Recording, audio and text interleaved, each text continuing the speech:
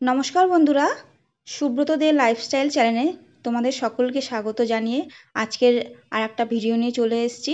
তো বন্ধুরা, আজকে আমি তোমাদের সঙ্গে করে দেখাবো 5 সবজির তরকারি। তো এখানে আমি 5 সবজির তরকারির জন্য নিয়ে নিয়েছি আলু, কুমড়ো, পটল, ঝিঙে ও একটু লাউ। আর তার জন্য আমি নিয়ে নিয়েছি ফোড়নের জন্য গোটা জিরে, শুকনো লঙ্কা, বিউলির ডালের বড়ি ও তেজপাতা। আর মশলার মধ্যে আমি নিয়ে নিয়েছি নুন, হলুদ, ধনে গুঁড়ো ও জিরে গুঁড়ো। তোমরা যদি মনে করো আর একটু মশলা দেবে, গরম মশলা, ঘি, এইগুলোও তোমরা দিতে পারো।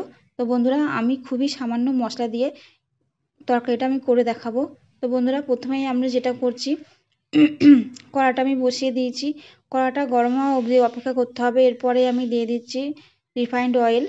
আমি রিফাইন্ড অয়েলে করছি, তোমরা যদি মনে করো সর্ষের তেলে করবে তাও করতে পারো।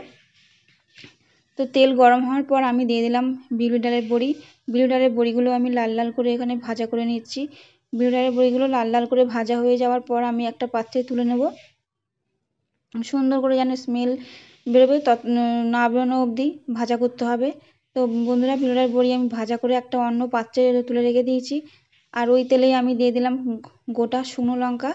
গোটা শুকনো লঙ্কাগুলো থেকে যখন সুন্দর ফ্লেভার বেরোবে তখনই তাতে দিয়ে দিতে হবে তেজপাতা।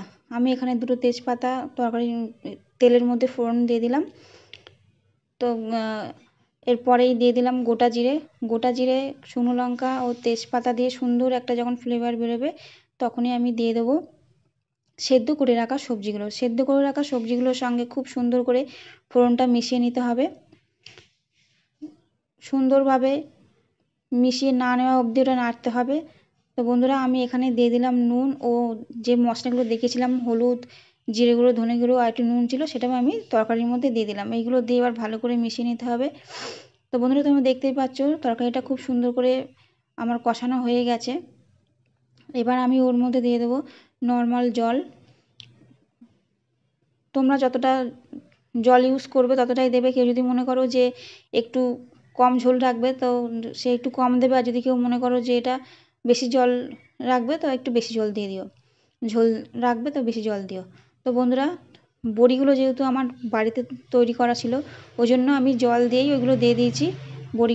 বড়িগুলো গলে যাবে না এবং সেদ্ধ হতেও একটু সময় নেবে, ওই জন্য আমি তরকারিতে জল দেওয়ার সাথে সাথে বড়িগুলো দিয়ে দিয়েছি। এখন আমি গ্যাসটা জোরে দিয়ে 10 মিনিট খুব ভালোভাবে ফুটিয়ে নেবো। 10 মিনিট পর বন্ধুরা ফিরছি তোমাদের সঙ্গে। তো বন্ধুরা, 10 মিনিট হয়ে গেছে। 10 মিনিট পরে দেখে নাও তরকারিটা ঠিক এই রকম ধরনের হবে। তো বন্ধুরা, আজকের ভিডিও এত দূর। আবার দেখা হবে নেক্সট নতুন অন্য কোনো এক ভিডিওতে। আর আমার ভিডিওটা যদি তোমাদের ভালো লেগে থাকে, লাইক, কমেন্ট ও শেয়ার করতে ভুলবে না। আর আমার নতুন বন্ধুরা সাবস্ক্রাইব করতে ভুলবে না।